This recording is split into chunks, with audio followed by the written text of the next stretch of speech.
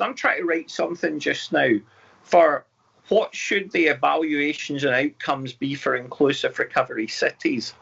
And I'm going to reference another book which I love called The Great American City by Robert Sampson. And I don't know if you know Sampson and Laub's work on desistance from crime. They talk a lot about informal social control, about, getting a job, getting married, looking after your kids, being actively involved in making Sunday lunches, for instance. Robert Sampson's own work, and he's the author of the book, was based on the Project for Human Development in Chicago Neighborhoods, which is a massive US study. You're just slipping off the screen again, go on, that's it. Oh, sorry. Yeah, thank you. It's just quality control.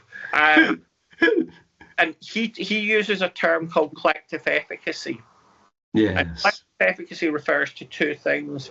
One is social cohesion in communities, and the second is shared expectations about the likelihood of your neighbours getting involved in pro-social activities and, stopping somebody graffitiing or whatever.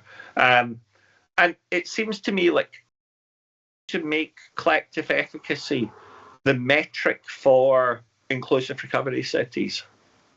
And it's so, we're not starting to say, if people keep wanting me to say, well, there'll be less drug deaths and less crime and less stealing. And of course, that's not going to happen. But I think this is an absolutely fascinating point, and I think it's a really nice one for us to think about concluding this bit of the conversation, because what you're talking for me is at the heart of this. We're calling them, recovery organisations, recovery communities. This is all about people doing more than the individual, and you're absolutely right. It does extend into society and family and everything else.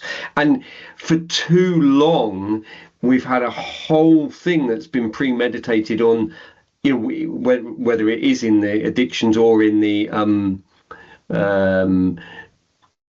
criminology, but we've been fixing the individual. And I think we need to fight that pathologized disease body model. And it seems to me like, we're not going to get traction from people who are psychiatrists or doctors, because you're in that. If everything, I don't know what the phrase is, if everything looks like a nail, you've got to be a hammer. So, for me, I think it's fundamentally about, well, if you're going to have all the stuff we do is out there, and it's about connection and engagement and giving back. And incidentally, Jamie Sadler from Datis would also reject the giving back phrase. He uses reciprocal altruism to say lots of our folk have nothing they have to give back for. They have skills and talent, and it's a fair exchange.